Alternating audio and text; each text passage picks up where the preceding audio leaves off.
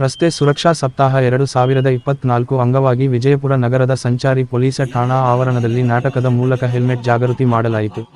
ನಗರದ ಸಂಚಾರಿ ಪೊಲೀಸ್ ಠಾಣೆಯ ಆವರಣದಲ್ಲಿ ಸಂಚಾರ ನಿಯಮಗಳ ಪಾಲನೆ ಅಲ್ಲದೆ ಸಾರ್ವಜನಿಕರಿಗೆ ಕಡ್ಡಾಯವಾಗಿ ಹೆಲ್ಮೆಟ್ ಧರಿಸುವ ಬಗ್ಗೆ ಜಾಥಾ ಮೂಲಕ ಜಾಗೃತಿ ಹಮ್ಮಿಕೊಳ್ಳಲಾಯಿತು. ಈ ಸಂದರ್ಭದಲ್ಲಿ ವಿದ್ಯಾರ್ಥಿಗಳಿಗೆ ಹಾಗೂ ಸಾರ್ವಜನಿಕರಿಗೆ ರಸ್ತೆ ನಿಯಮಗಳ ಕುರಿತು ಅರಿವು ಮೂಡಿಸಲಾಯಿತು. ಇನ್ನು ಹೆಲ್ಮೆಟ್ ಧರಿಸದೇ ಇದ್ದಾಗ ಆಗುವ ಜೀವಹಾನಿ ಬಗ್ಗೆ ಯಮರಾಜನ ವಿಶೇಷದಲ್ಲಿ ಜಾಗೃತಿ ಮೂಡಿಸಲಾಯಿತು. ವರದಿ KM ನ್ಯೂಸ್ ಕನ್ನಡ, ವಿಜಯಪುರ.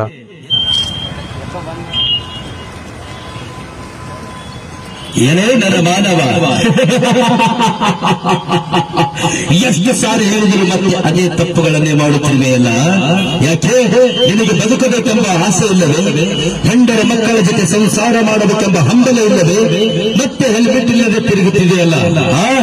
ಇನ್ನೊಂದು ಸಾರಿ ಏನಾದರೂ ಹೆಲ್ಮೆಟ್ ಇಲ್ಲದೆ ನಿನ್ನ ನೋಡಿದೆ ನಾನು ನನ್ನ ಯಮಲೋಕಕ್ಕೆ ನಿನ್ನ ಎಳೆದುಕೊಂಡು ಹೋಗುವೆ. ಯಾಕೆ ಯಾಕೆ ತಪ್ಪು ಮಾಡುತ್ತಿರುವೆ?